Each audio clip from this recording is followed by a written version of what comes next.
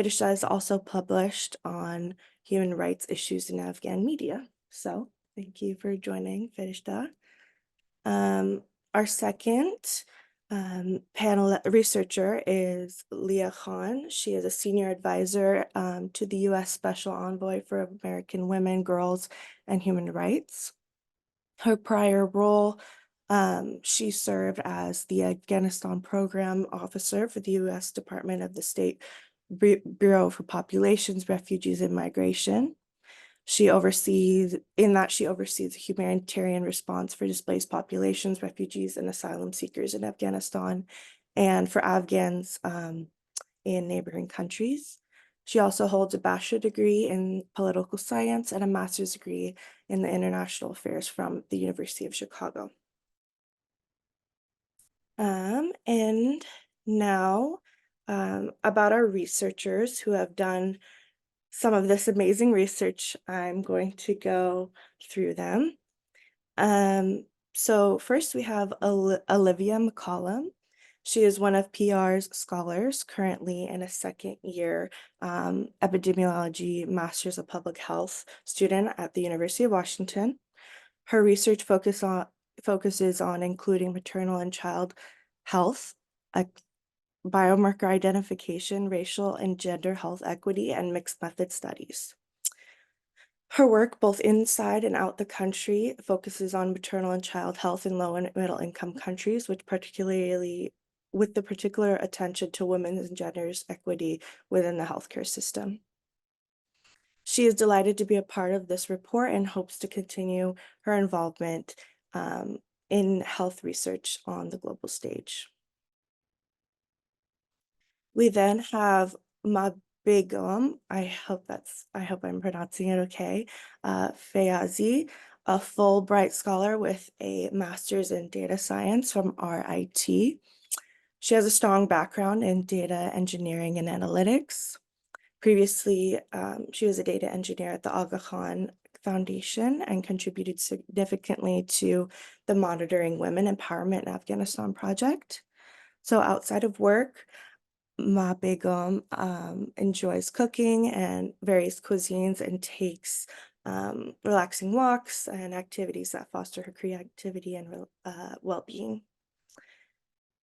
Madi Sarosh holds a master's of public policy from the University of Minnesota, Twin Cities, concentrating on international security and human rights through the Fulbright program. As a native of Afghanistan, he previously worked with the Afghan Journalists Safety Committee and served as the head of the communications and outreach at the Special Anti-Corruption Surrogate, the High Council for Rule of Law and Anti-Corruption. Mahdi also documented development projects, research results for organizations like the World Bank, USAID, and others working with Rumi consulate. We then have Zaymara Klitron. She is a graduate student with the University of Washington, working on her Master's of Public Health, and she hopes to continue to gain practical expertise with this research. Sorry, this is long. The last two we have is Ali Ehsan. He has his master's degree in public administration with a concentration in data analytics, and currently works as a data research analyst in Toronto. And our last researcher is Pooja. She is currently a graduate student in the Department of Epidemiology at the UW, and she is her primary research interests are data science and public health and policy. So with that long introduction, I'm going to invite the researchers to present their findings.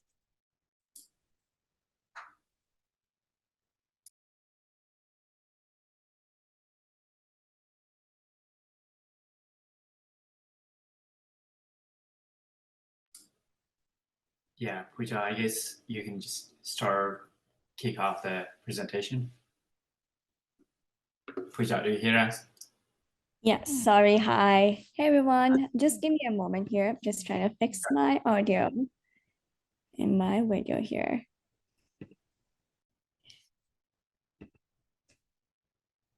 Okay, yeah, perfect. Hey everybody.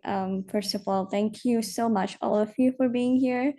Um, I think it goes without saying, and I hope I can add this before we present, that this project is literally been so important to us the last many months that we've been working on this. And I had such a great time working with the team, and I'm just a graduate student, so I have a lot to learn. And Hassan, Farishta, Begum, Ali, Mr. Madi, Olivia, who is also one of my classmates, and Zamara. They've been amazing teammates, and I learned so much from them. And I'm so grateful to have been a part of this experience. So I want to really extend my heartfelt thanks to Hassan and his team for having me on board. Thank you so much, Hassan. I'm really grateful. Thank you so much for having me. Thank you, Pooja. Appreciate So, that. this project is our baby. We are very proud of it. So it's titled Breaking Barriers, a comprehensive exploration of women's access to healthcare in Afghanistan under the Taliban rule.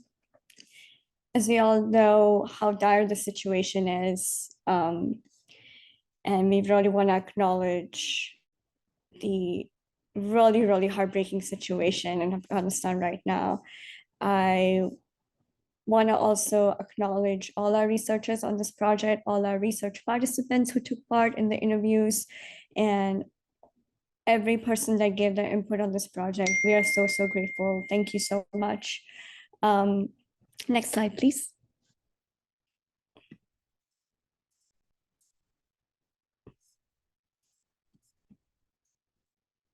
Next slide. You could. Sorry about that. No, you're good. You're good. You're so good. Okay, we just want to kick off with an introduction. Want to give, sort of like a sense of what we've done and some context.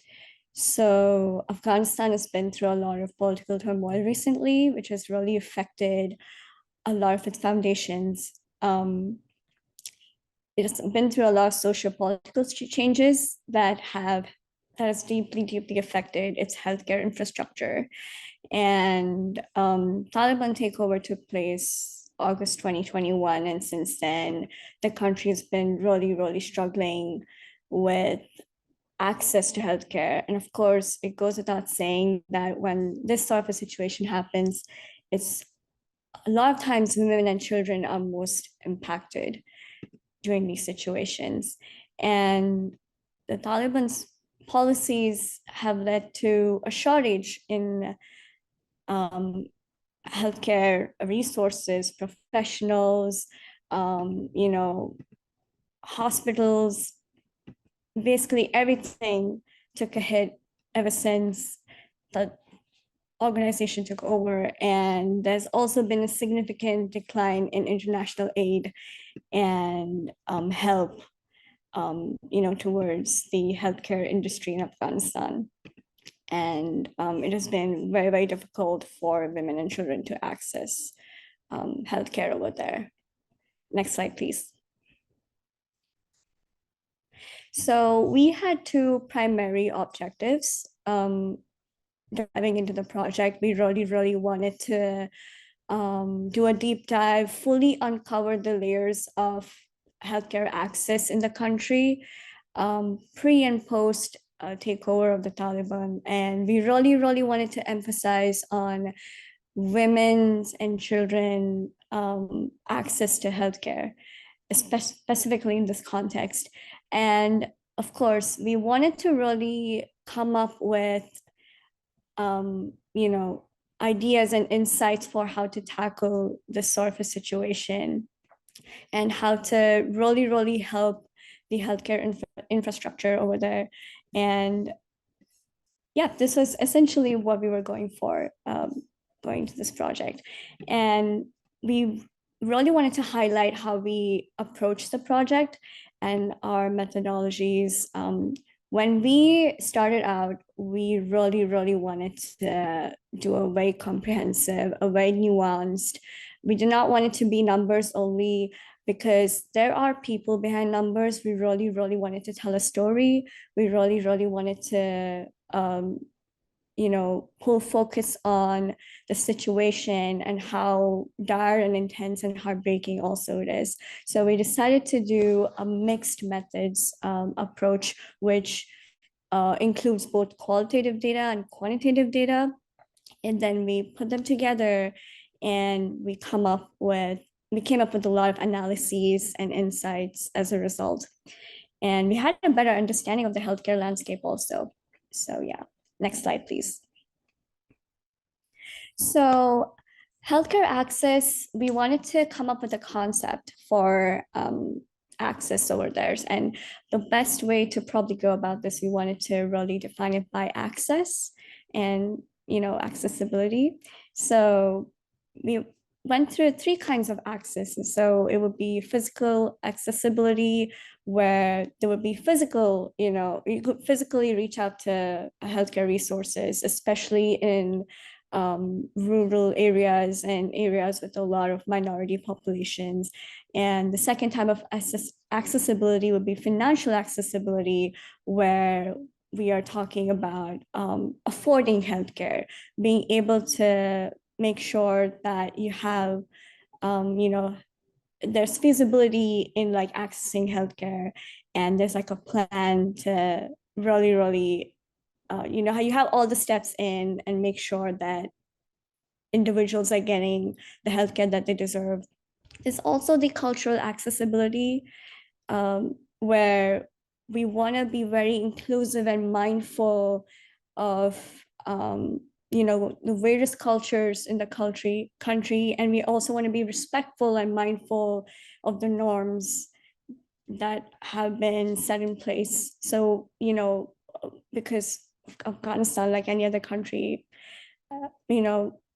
comprises of so many populations, so many cultures, and we want to really acknowledge and respect all of that. So yeah, so this was the concept for our healthcare access. Next. So methodology. We started off this project by we started off with the qualitative analysis. We started collective qualitative data, and that was in the form of like collecting interviews. We decided to reach out to participants on ground, that included patients and healthcare workers, people working in NGOs, and people, on ground organizations that were really working so hard to tackle the situation. And I think we also want to acknowledge that we were looking at a bigger number, but seeing as how this was such a difficult situation, and we also wanted to make sure that everybody was safe, everybody felt comfortable, we were able to get 22 individuals to interview with us. Really want to thank all of them from the bottom of my heart to actually take part in all of this. It really helped us. We utilized a snowball sampling for participant selection, where for people that are not very familiar with what snowball sampling is, it's like where one participant suggests another participant and goes on and on, sort of like a very closed, want to make sure for security reasons, we do not want to, we only wanted to include people that were comfortable interviewing. And we conducted remote, virtual, semi-structured interviews that were 45 to 60 minutes long between April and July of 2023. And we were very vigilant about security. We wanted to make sure they felt safe and comfortable. And that's the next point. Ensured voluntary consented participation, anonymity, and safety with no financial incentives offered to avoid coercion. And we recorded interviews, and we securely stored them and manually coded to identify themes around healthcare accessibility, medicine shortages and access, and women's health. So yeah, next slide, please. So we wanted to really dive into why we picked mixed methods to begin with. So mixed methods, like I initially said, it's a very nuanced way of looking at an issue such as this, where we are looking at a lot of political turmoil and there's a lot of trauma associated with this. So there is so much, you know, there's a huge story that we can really create with a mixed methods approach. So I will go into sort of like the rationale behind picking mixed methods. So the first one being depth and breadth. Qualitative methods usually provide deep, nuanced insights into individual experiences, while quantitative data usually provides numbers and it provides like a broader view. So we wanted to really capture the nuanced bits as well. And we also picked it for flexibility because the situation is so unpredictable. And the mixed methods allows for sort of adapting to the situations. Should anything, we did come across a few hurdles along the way, and it was so useful to be able to pick this sort of a method and to be able to adapt to the situation accordingly. For example, if one data collection method failed, we were able to switch to another data collection method, something like that, to put it across in layman terms. We also picked it for validation and richness. Of course, we have quantitative data and statistics. There's nothing trumps statistics, but when you know the context behind those numbers, you are more informed, and that makes those numbers so much richer, which is why it's so good to be able to do mixed methods. And we also have a holistic, more nuanced understanding. This is coming back to my first point. Afghanistan's healthcare landscape is shaped by so many factors, right? So we have a lot of social, cultural aspects of it, and then we have political aspects to it. And the mixed methods essentially covers everything. And so, yeah, we felt it best to actually pick this, and we're so glad we stuck with it. Next slide, please. So, of course, as at any research method, this method also has its pitfalls as well as its strengths. We wanted to go over what the many strengths are and what the many limitations also are, going with this. So the strengths were, of course, comprehensiveness. I talked about how it provides a nuanced angle to the research. We also have validation and triangulation. That's coming back to my validation and richness point, where you are able to combine both qualitative and quantitative data, and you're able to combine them and provide a very rich insight into the situation. Flexibility is also one that I spoke about, so I'm not going to go over that again. Stakeholder engagement is another thing that is a strong point. Qualitative interactions sort of lends itself to be able to talk to people, and to be able to really get so much out of their experiences. And it comes back to my earlier points of like that adding to the statistics and knowing the context. So yeah. The limitations of this method, unfortunately, was that given how sort of strict and how sort of dangerous the situation is, we had a slightly low response rate. And this was anticipated, to be honest. We did anticipate having a little less response rate than the original number that we were expecting.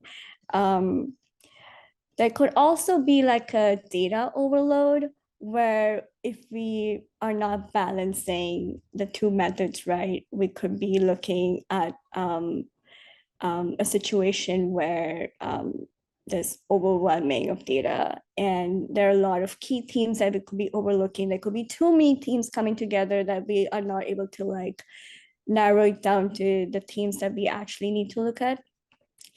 So because we are looking at all these types of data, it's so important to like really focus on what matters the most. And data overloading is sort of one of the limitations. There could be potential biases, of course, because there are a lot of personal anecdotes, there are a lot of subjective opinions that are being given out, and sometimes you're not able to really come up with an objective view from all of these interviews that we're doing. There are a lot of things that we may not be covering in the process. So that was also a potential issue, potential biases. There's also a generalizability issue because there's like a vast cultural, geographical, social, economical diversity within the country. Rural, urban areas, there's so much of, there's so much differences and so much that we cannot really generalize it. And findings from one region may differ from findings from another region. Sometimes it's very difficult to put them all together and to be able to come up with one story or one narrative, and we need to find ways to really include everything. And sometimes that's really a challenge. So that were some of the strengths and limitations of this next methods. So yeah, next slide, please. Would I think, is Zamara with us? Yeah, she's there. So she'll take from here. Thank you so much. Hi, Zamara. Yeah, she'll take over. Thanks so much.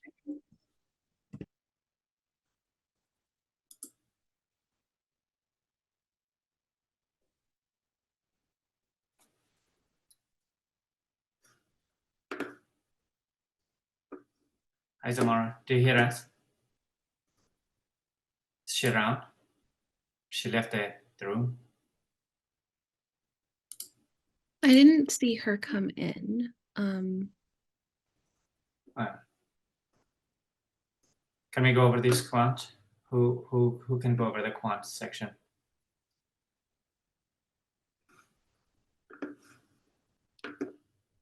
Pooja, do you feel comfortable doing that? I don't have a super great background in it, so.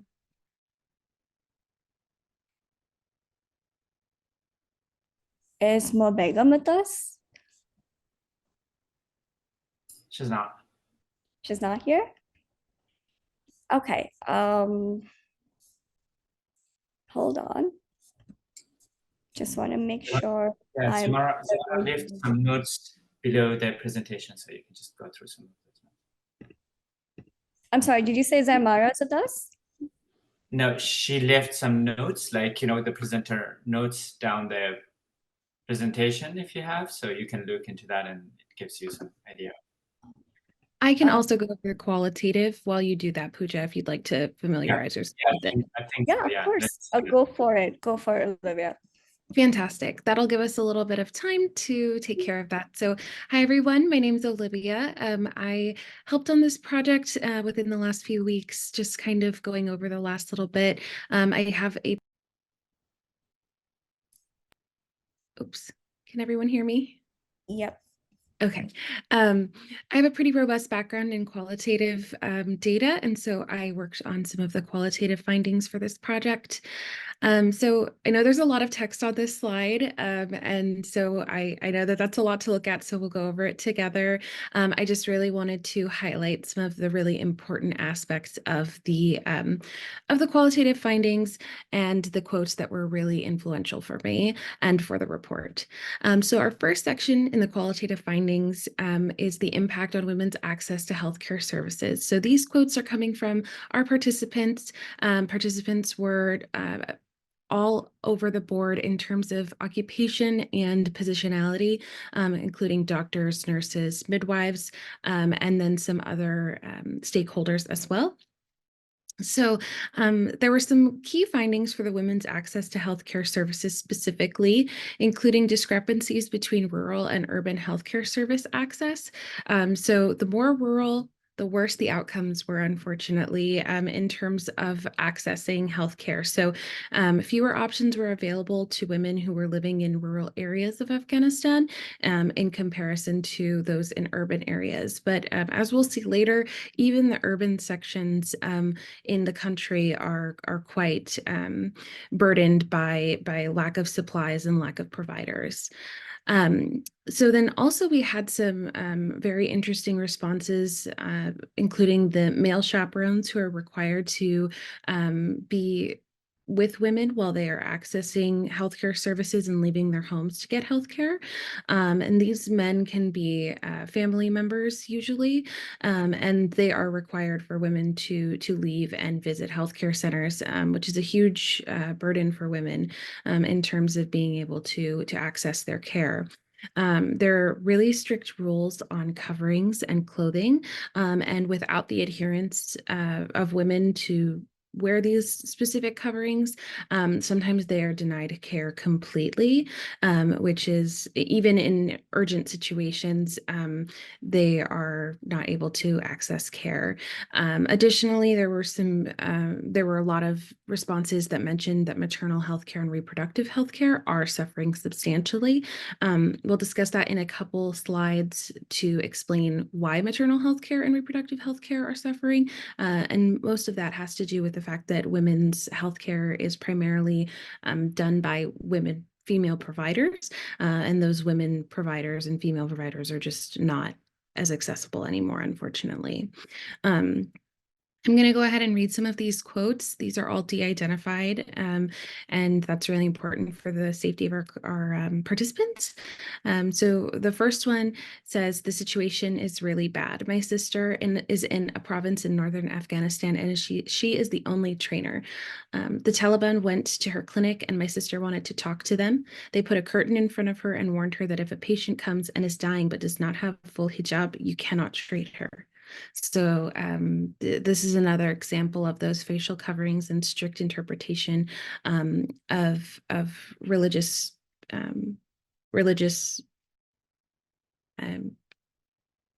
wearing hijab or wearing specific coverings. That interpretation is taken very seriously, and so a lot of women are not able to access care if they don't adhere to that. Then Okay, it's back. Great. The next quote says, "I remember when I traveled to Gore province during the previous government's rule." So this was prior to the Taliban. "It was so sad to me that people did not even have access to a mobile clinic. Now with the Taliban in charge, it's unlikely to get any better." So again, that access to healthcare, including mobile clinics and clinics that are, not stationary, those are still not accessible. Additionally, there's another quote that we found. There was a woman who needed urgent surgery, but she was not admitted because she had no male relative.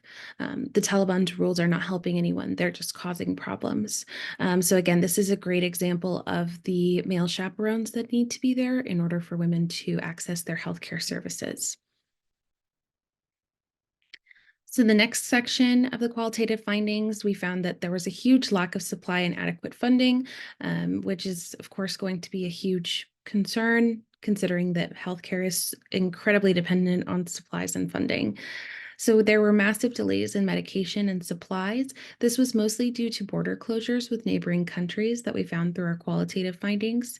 Regardless of location, medical centers were still lacking medications, meaning the entire country is suffering from this. There was lots of participants who mentioned that even in large cities, capitals, there's not access to these medications and necessary supplies. There's also a massive shortage of female providers, and male providers are only allowed to perform emergency procedures and care. So there's a huge issue here with preventative care. If a woman comes in and she just needs preventative care and there's no female provider, they are not allowed to do that. So one of the quotes that was really interesting here, two of them. The first is, we receive supplies, but there's often a 2-month delay. Rural areas like central Afghanistan consistently experience shortages of medicines when compared to urban centers. So this is, again, another instance where rural areas are suffering substantially. Additionally, we have a quote that says, medicine is a critical concern. Even in Kabul, the capital city, there is not enough medicine. In the provinces and remote areas, the situation is even more dire. Often patients must come all the way to Kabul from far off provinces just to get basic tests like a CBC or ultrasound.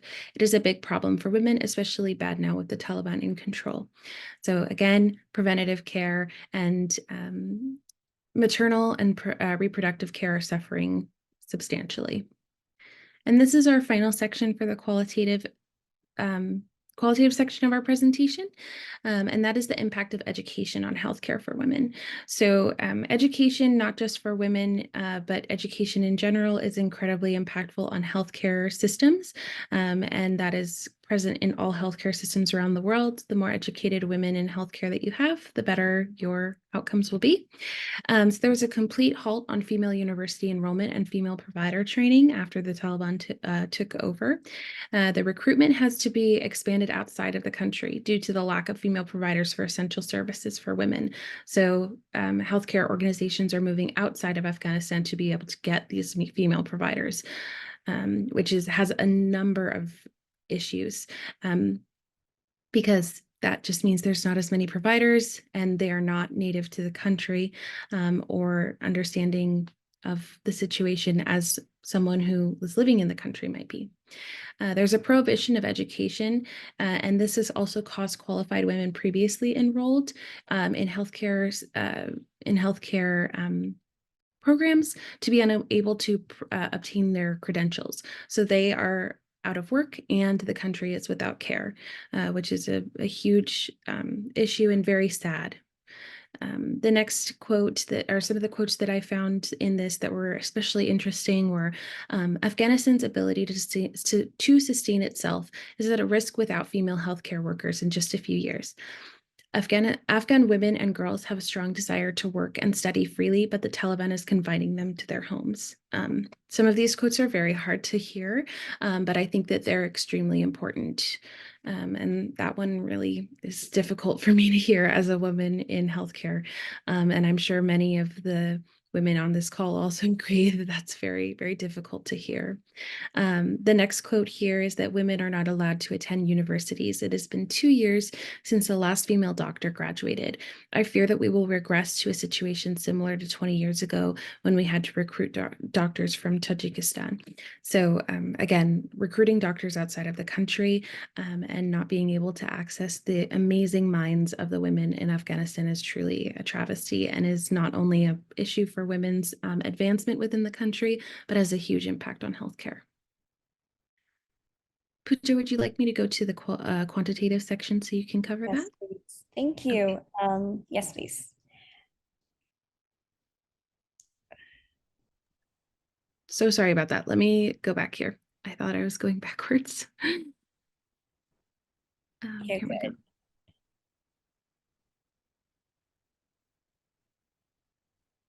Sorry, just give me 1 second. My toolbar is a little bit messed up here.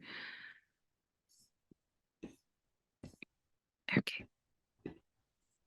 Awesome. Thank you so much, Olivia. I want to really echo Olivia's sentiments over there when she said some of those quotes were really, really hard to read and digest.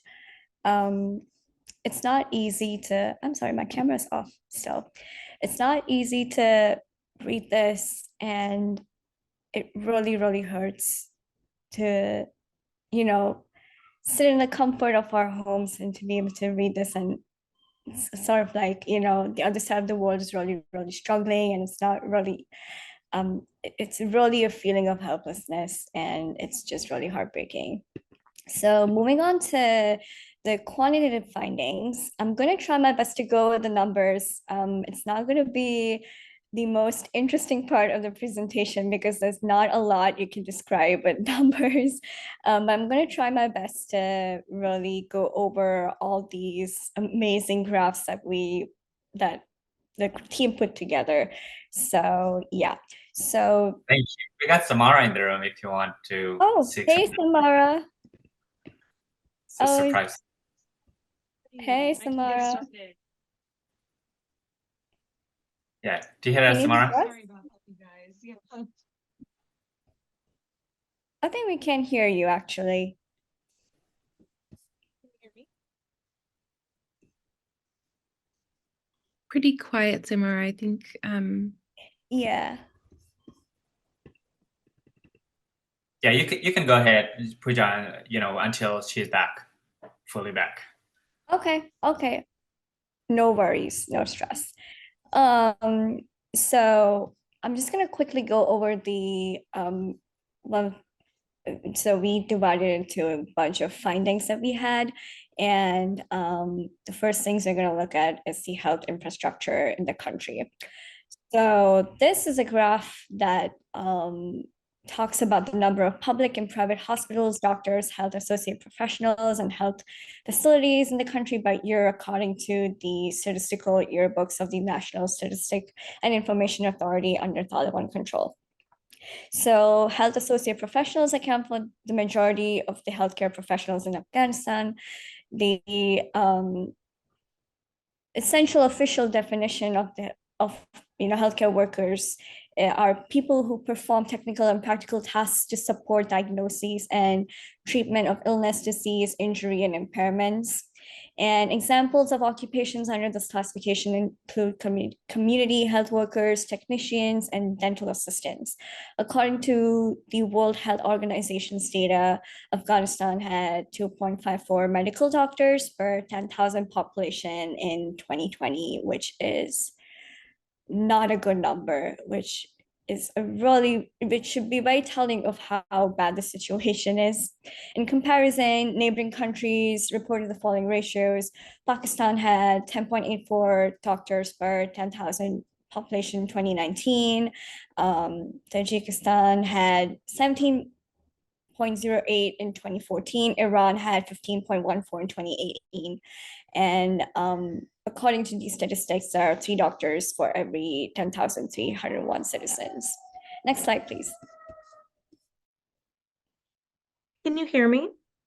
Yes, hi. Okay, perfect. Hello. I will take over from here. Thank you so I'm much. so sorry. Yeah, go ahead. No, It's I'm sorry.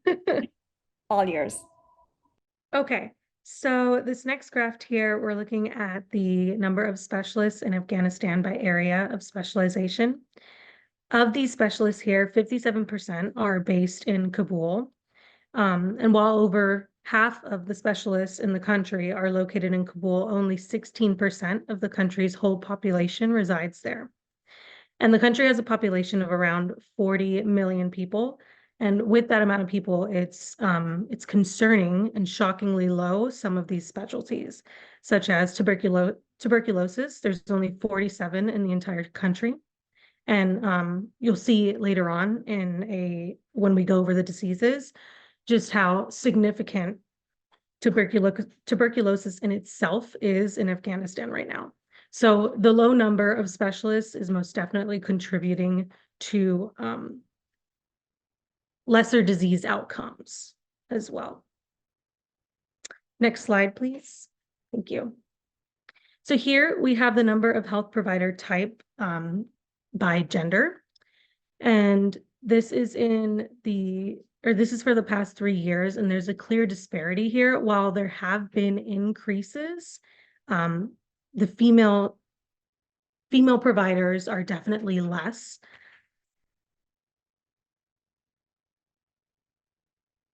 And then I think that the most concerning thing here that we see are pharmacists and dentists.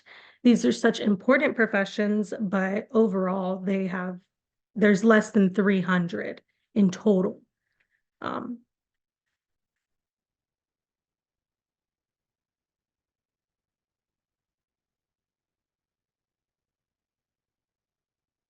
Next slide, please. So now we're moving on to the diseases in Afghanistan, and we're going to be starting with dysentery and registered HIV positive cases. There's been a sharp increase in acute dysentery, and females account for the majority of it. It is almost half and half here, but females do account for the majority of it.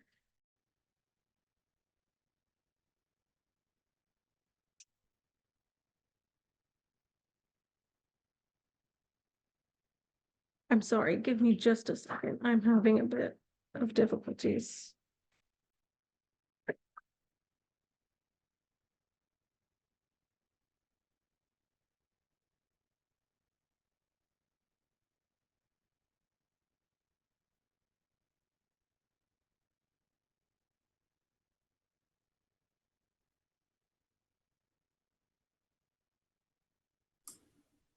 Okay, here we go. I'm sorry. So cases of acute dysentery, like I said, they've been increasing, and females have accounted for the majority of the cases. And this can be attributed to a lack of clean water and sanitation and hygiene in the country. And these conditions have worsened since the Taliban has taken over. Additionally, there have been natural disasters in Afghanistan, and those have also contributed to the lack of services for these people to access, as well as contaminating their existing water sources. With HIV, there's been incremental increases here with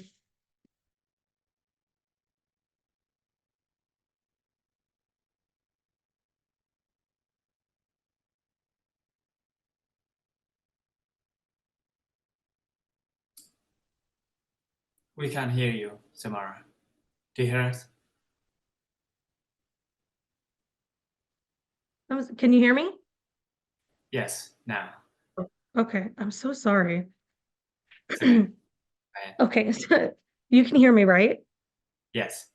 Okay, so the rise in HIV cases by 6.88% is what we're seeing here under the current rule suggests both an underlying increase in HIV infections and potentially improved case finding and reporting efforts. The co-infection rate of TB and HIV further complicates the public health scenario. Next slide, please. So here we're looking at incidence of tuberculosis per 10,000 people, the number of tuberculosis deaths, number of tuberculosis events by year, as well as the number of pertussis cases by gender. TB has remained a significant health challenge in Afghanistan. The number of TB events with a positive slide has significantly increased from around 23,000 in 2021 to 2022 to 27,000 in 2022 to 2023. This is indicative of an overall increase in TB cases, and this increase aligns with reports of nearly 20% increase in detected TB cases. This highlights both a risk of the risk posed by the disease and the improvements in the health system's ability to diagnose and report TB. TB is also reported as the third leading cause of death among communicable diseases in the region, and it kills around 13,000 Afghans a year.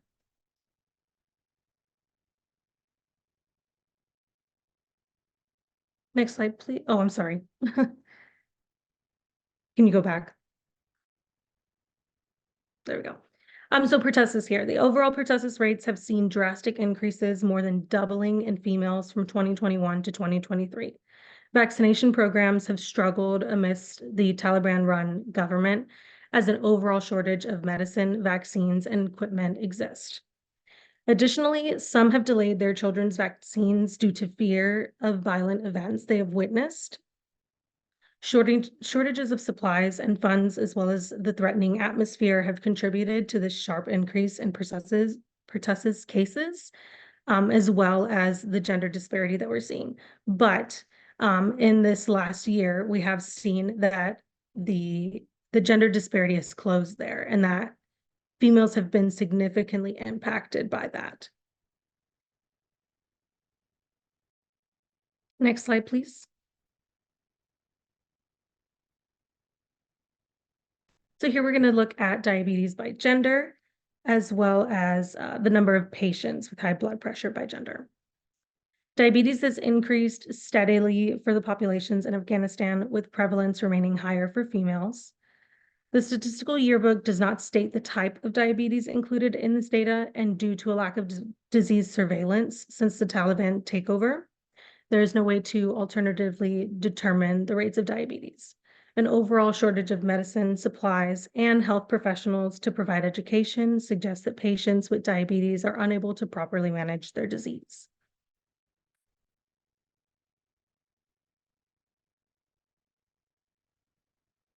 And moving on to high blood pressure now. Females have nearly doubled the amount of male patients with high blood pressure for the past 3 years. Low socioeconomic status, physical inactivity, mental health, and excessive salt intake are all factors associated with high blood pressure. These factors are significant, with a majority of Afghanistan's population living in poverty and not receiving adequate nutrition or physical activity. Under Taliban rule, women have been banned from visiting parks, gyms, and bathhouses. These restrictions have confined them to their homes, limiting their physical activity, with most living in poverty and suffering from mental health from this combination of factors. A recent study from August to December in 2022 in Kabul, Afghanistan found a 77% prevalence of hypertension in their population study, with physical inactivity, salt intake, and the presence of depressive symptoms among the most significant risk factors. Next slide, please.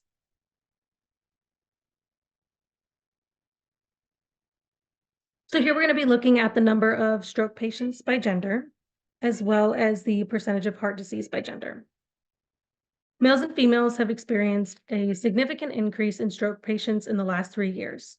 A 2022 study analyzing the burden of stroke in the Middle East from 1990 to 2019 identified Afghanistan as having the highest age standardized death rate at 165 cases per 100,000 persons. High blood pressure and diabetes are risk factors associated with strokes, both of which Afghanistan has high rates of. Additionally, climate change in Afghanistan affects the country with significant environmental events, with Kabul experiencing 3,000 air pollution-related deaths each year. A 2022 literature review on the impacts of climate change on health identified strokes as a health condition associated with air pollution.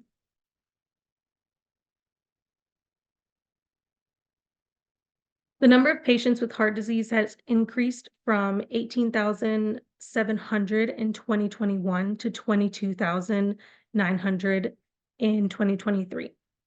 Similarly to high blood pressure and diabetes, females have accounted for the majority of heart disease in Afghanistan for the last 3 years. Both high blood pressure and diabetes are also risk factors associated with heart disease. While an overall increase has been observed, gender proportions have remained relatively consistent. The increase in heart disease suggests poor disease management, likely the result of decreased access to healthcare and medicine and supply shortages. And that concludes our graphs here. And we really wanted to highlight the gender disparities that we're seeing with the healthcare professionals in the country, as well as females experiencing higher rates of disease in the population. Wonderful. Thank you so much for that, Samara. So we're just going to go through the slides here past, because we already went through the qualitative. And we are going to go to the recommendations. Okay, let's see here. Pooja, are you trying to say something? I'm sorry. No, was I not? I'm sorry. I mean, you can go over it. Please feel free to. No, please, Pooja, you know them much better than I do. Okay. I'm just going to wrap this up really quickly because we are at time. So, like I said, one of the objectives going into this research was to come up with actionable insights and recommendations for policymakers. So we're going to quickly go over the list of points over here. We wanted to really assist stakeholders in addressing these issues, and we compiled a set of recommendations for them. The first one being international humanitarian aid and funding. We really need international aid, without which, the infrastructure within the country would really collapse because Afghanistan right now is pouring out of an empty cup, so to speak. So donors supporting Afghanistan must maintain and even ensure there's adequate funding. Their support for healthcare projects must also be flexible and allowing the use of funds for critical needs. And the second point is ensuring medicine and supplies availability. Steps must be taken to ensure stable and reliable supply, a consistent supply of high quality medicines, not just any medicines, but we want to make sure that the citizens of Afghanistan are receiving high quality care and high quality medicines. This also includes exploring alternative routes for importing medicines, given the challenges that are being posed by the Taliban government, and also the challenges posed by Pakistan border closures.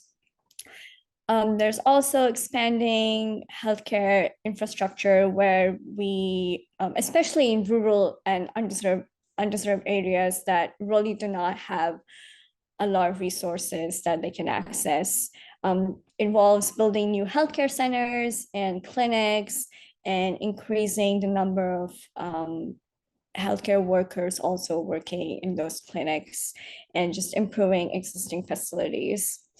And it will also decrease the geographical burden, and also the barrier where people have to like travel long distances, probably travel to urban areas to really access this kind of care.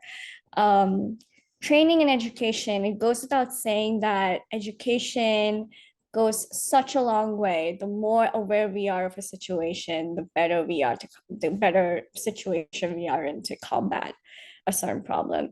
So we need to make sure that consistent efforts are made to train and educate more female healthcare workers and to really empower them as well, including doctors, nurses, and midwives. Very crucial to address the shortage of qualified healthcare personnel, and especially for women's health services. We also have women's healthcare, where so important to advocate for women's healthcare all the time. In fact, it's one of the things that should be put at the forefront. There is no healthcare without advocating for women's healthcare. So we really need to include maternal and reproductive health. So important. So overlooked. Nobody really talks about it, but it's so important if you need to have a healthy population to be able to make sure that we have a healthy, reproductive awareness. And in addition to advocacy for efforts, we need to also continue to champion for women's rights, and we need to champion for their right to work and access education. And we really need to break down barriers that hinder women from really, we do not want to treat them like second-class citizens. We want them to really be included and want to be treated the right way. We also want to address mental health. A situation like this is obviously going to take a mental toll on a population such as Afghanistan. And we really should be able to support their mental health and make sure that we are listening to them and supporting them and are able to address mental health issues such as anxiety and depression. We also need to improve on training mental health professionals and increase mental health care in all our healthcare centers. We also want to recommend telemedicine, where these services can be expanded to provide healthcare remotely and virtually in case people are not able to visit healthcare centers in person, especially for mental health reasons. A lot of times, a lot of people are not able to go to these centers, and it's also very easy to access these services via phone or email. So this is a good way to bridge gaps, between regions and also any geographical barriers. So yeah, these are some of our recommendations, and this brings us to the end of our presentation. Thank you so much for being with us today. We are so proud of this project, and we are so honored to be sharing these findings with you. I want to thank Olivia and Zamara for being such great presenters, co-presenters with me. And we are open to questions or comments from the panel. All yours.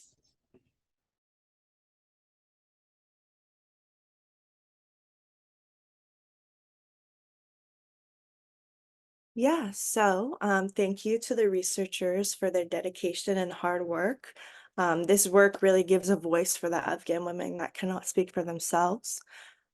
So for about the next 10 minutes, we will be inviting the panel members to share their thoughts on the report findings and also the condition of Afghan women health overall. But before we start, I would like to invite you to prepare any questions you might have for the researchers for our next Q&A session. During that time, you can share these questions in the chat or unmute and ask them directly. But for now, I will hand it over to the panelists to share their thoughts.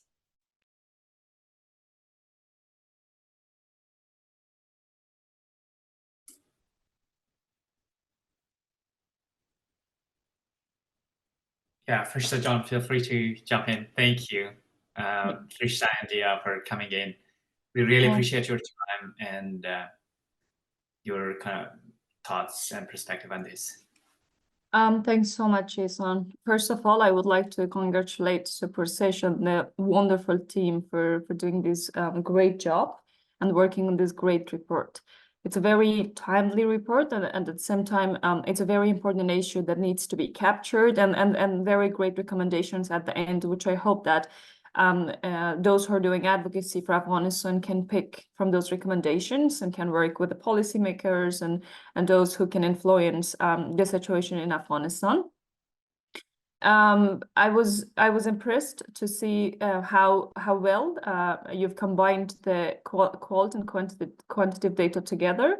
And one of the things that is quite important when we speak of the health system in Afghanistan is that different factors are contributing to each other, and that makes it very complex to understand what is happening and what are the challenges and what could be done to make the situation better.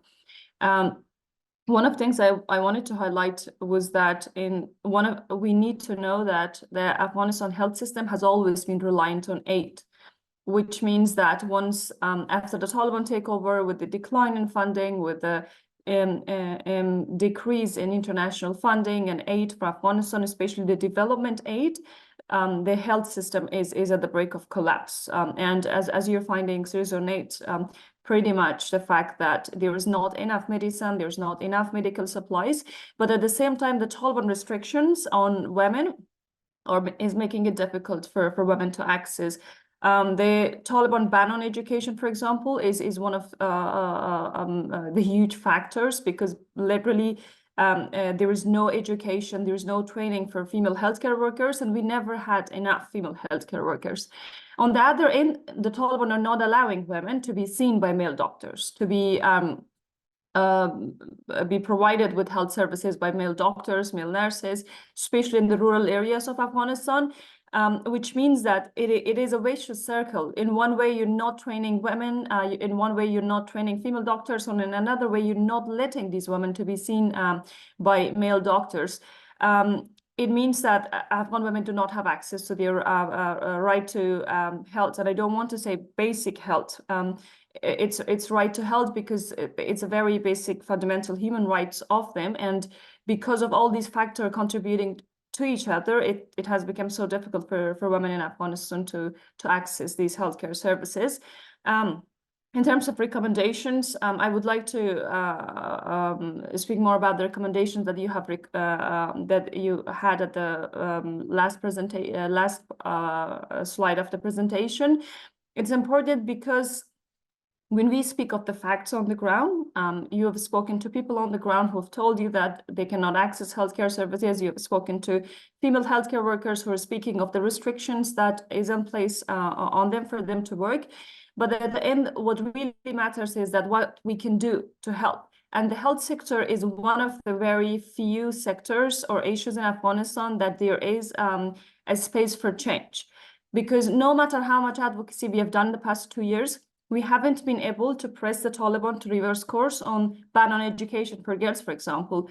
But the health sector is one of the sectors that the international community, especially the donor community, can make a huge change. They can make sure that there is enough funding, they can make sure that there is enough medicine, they can make sure that areas in Afghanistan that never had access to healthcare services and still don't have access. So for example, in the rural, there are villages in the rural areas of Afghanistan that they have never had a healthcare facility. There has never been a clinic or a hospital, and that remains to be the same case these days too. And because there is no development, no one is building a hospital, no one is building any clinics.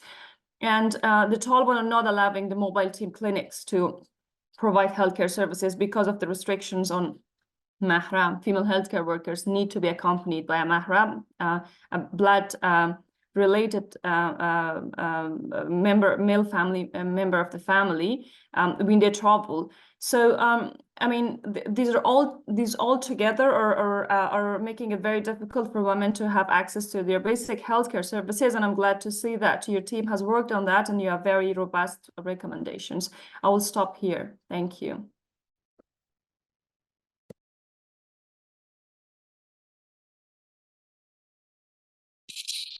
Thank you all so much for having me. My name is Leah Khan. I'm joining you from the Office of the Special Envoy for Afghan Women, Girls, and Human Rights, Rina Amiri, who sits at the U.S. Department of State.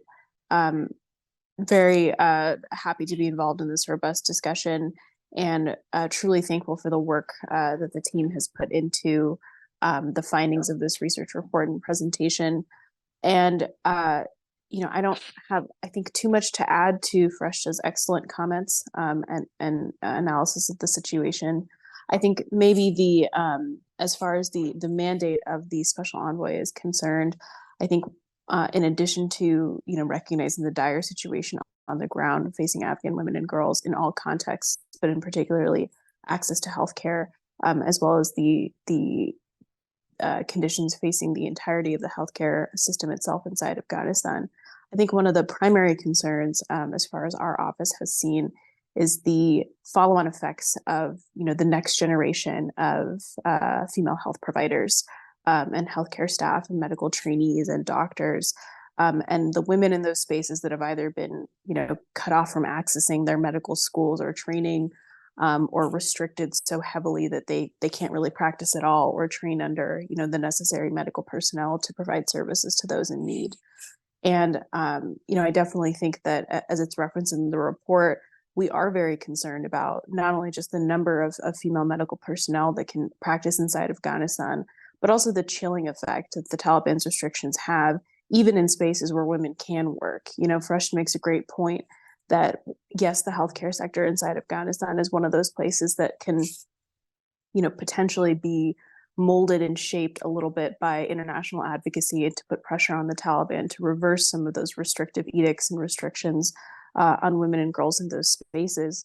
But the overall chilling effect that I think those restrictive actions have, whether or not they're reinforced, every single day, definitely inspire a lot of fear, inspire a lot of well-founded hesitation among female service providers to even appear in those spaces, to even agree to come back to, train under medical staff or be in healthcare clinics.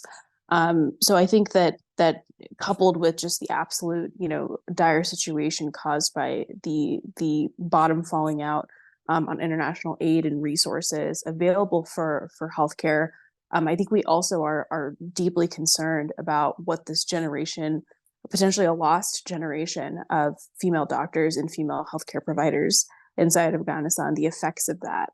And I think that's definitely an issue that keeps me awake at night, truthfully. And I think that reports like this and research like this is exactly what is needed to kind of inform the U.S. policy and funding stance going forward, and looking into the near term and long term effects of these issues. Thank you again, and happy to still contribute to this discussion and facilitate some questions. Thanks.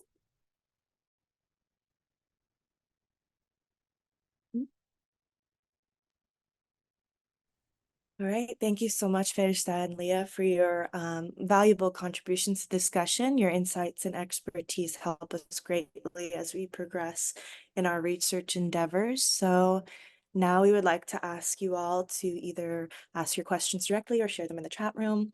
Yeah, I'll give a couple minutes for you guys to get your thoughts.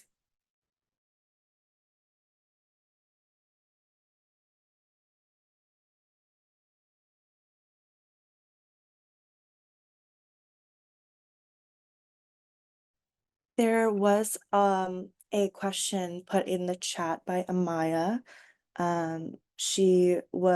are curious if there is readily accessible electricity in Afghanistan.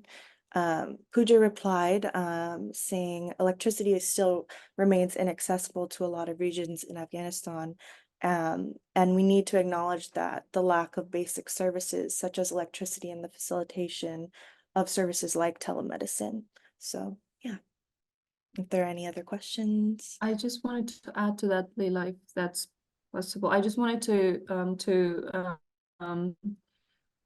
bring a bigger context. There's a humanitarian crisis ongoing in Afghanistan. More than 28 million people, which is 2/3 of the population, is facing food insecurity, and the UN humanitarian response plan for the ongoing humanitarian crisis are very underfunded. That means that electricity, having access to internet, cell phones would be the first thing that people will remove from their lives. It means that, I mean, in some areas of Afghanistan, people are starving. I have spoken to people for example, in a province in central Afghanistan, in Ghor, who have lost. I have spoken to parents who have lost their children because of malnutrition. So I just wanted to set a broader context, saying that having access to these to electricity and internet every day, they're moving to become a luxury need in Afghanistan.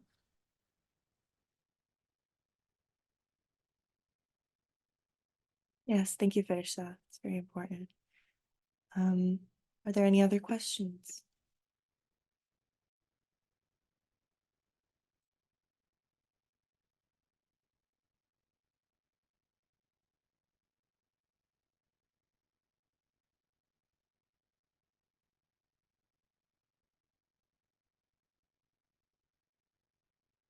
Yes, Leah, I see you have your hand up. Did you mean to do that? Or? Yeah, I would love to actually pose a question to the research team, and maybe to Olivia in particular, on some of the qualitative research findings.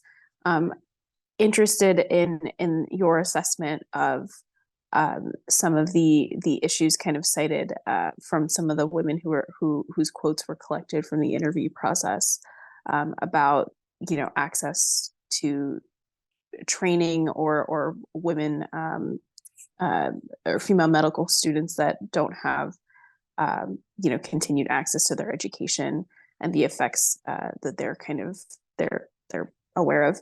And maybe a follow-on, slightly different question to that is about, there's a policy recommendation on the last slide about telemedicine resources. And I know that that's something that our team at the State Department, as well as some of our colleagues in USAID, have been examining as a possibility, specifically for psychosocial needs support and mental health counseling, as we know that those are some dire issues inside Afghanistan. So those two questions would be interested to hear the team's thoughts. Thanks.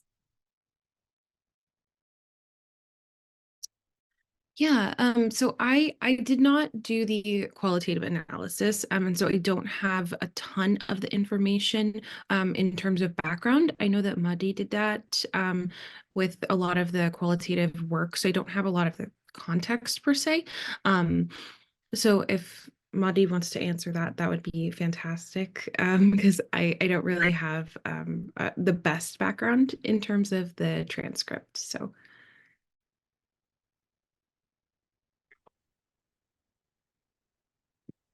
We have missed it, but Olivia? We can kind of hear you, Muddy. You're just a little bit muffled. Is it better now? Yes, that's better. Perfect. I think I some kind of missed the first half of the question. Um, would you mind sharing it again, Leah or Olivia, if you have got it?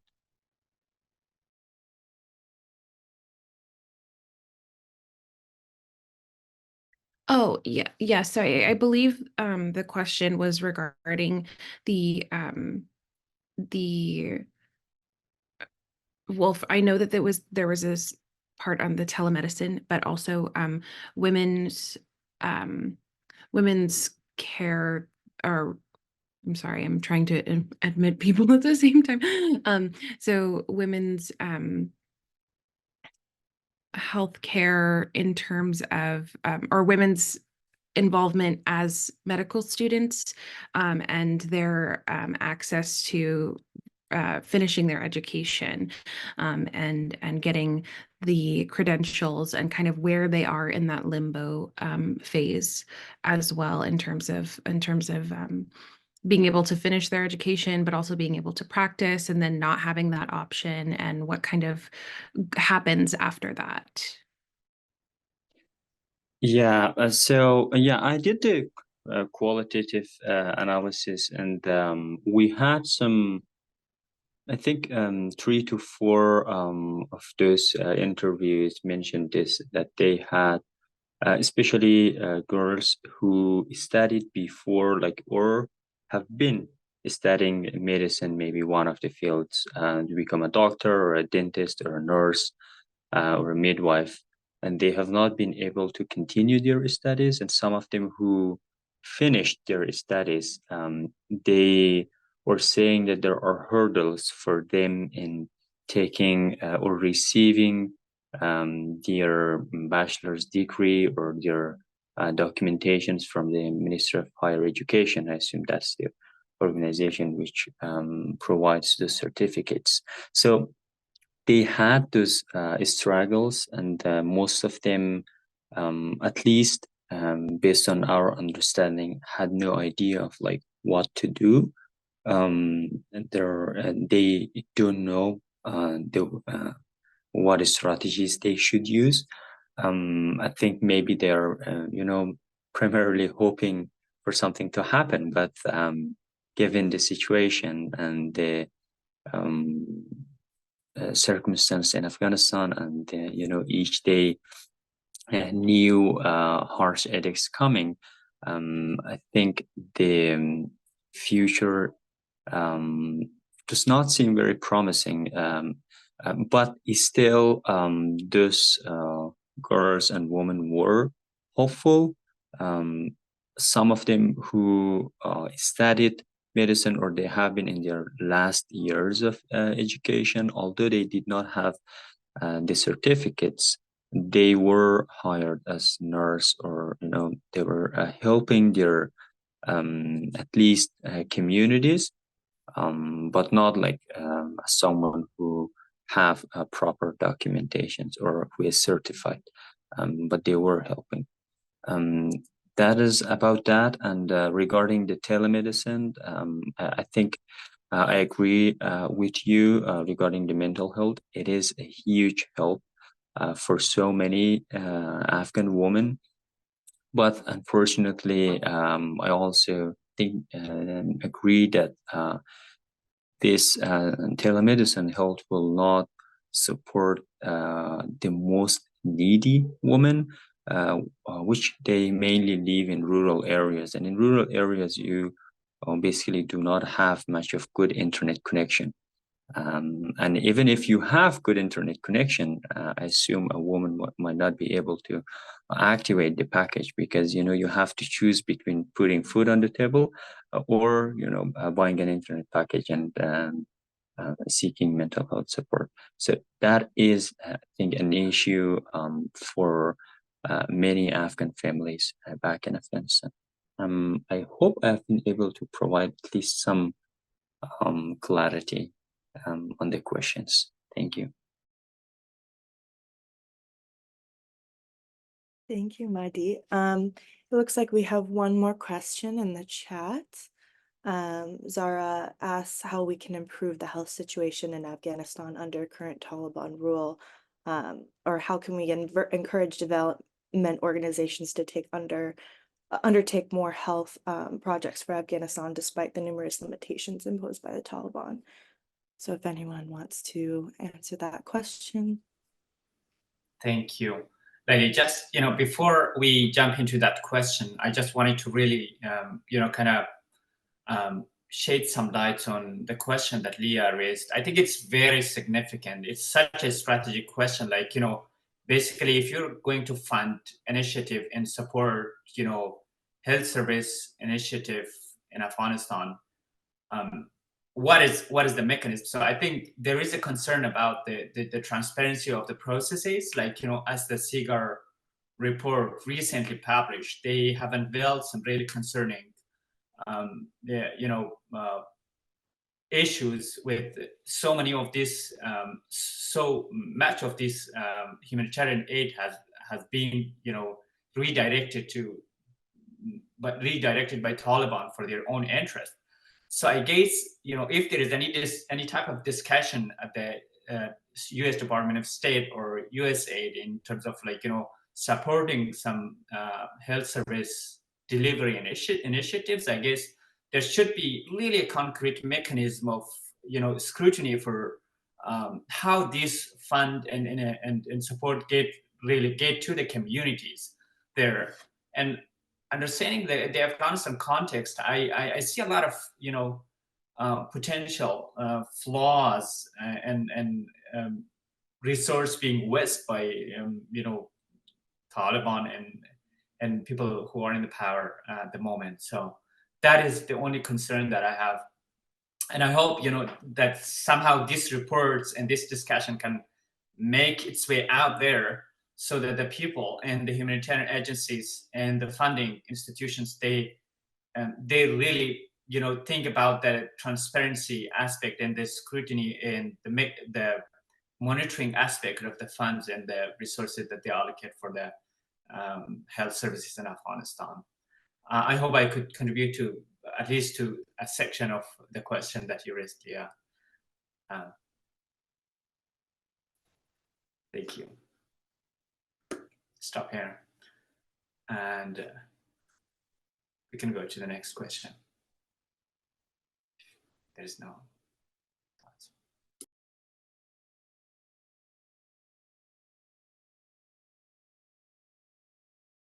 So yeah, I would like to invite any researchers or panelists to either answer Zara's question or. I will go ahead. I think doing all these reports and bringing these facts and speaking about that, which would be one of the ways that we are encouraging the organizations to take more initiatives and projects on the health sector in Afghanistan. I mean, for instance, the report that Porsish is launching today is a great step. It's a huge step, and the overall aim is for these organizations to pick up on the recommendations, to read the report, and to know how dire the situation is there. And that's why very concrete suggestions are being added at the end of the report. So the aid organizations who are working in Afghanistan, who are still trying to manage to work in Afghanistan, pick up on those points. I also want to add that the health sector is one of the least sensitive sector, and by the least sensitive, I don't mean to say that it's easy to work on that, but that's one of the areas that the Taliban have basically, it's an exception for the Taliban, where they allow women to work, even though there are many restrictions on the female healthcare workers, but they are an exception to the ban on women working for NGOs. So this is one of the sectors that actually aid organization can do something and can work. And it's one of the places where a lot could be done. And I hope that these kind of reports and findings can contribute to those discussions. Thank you.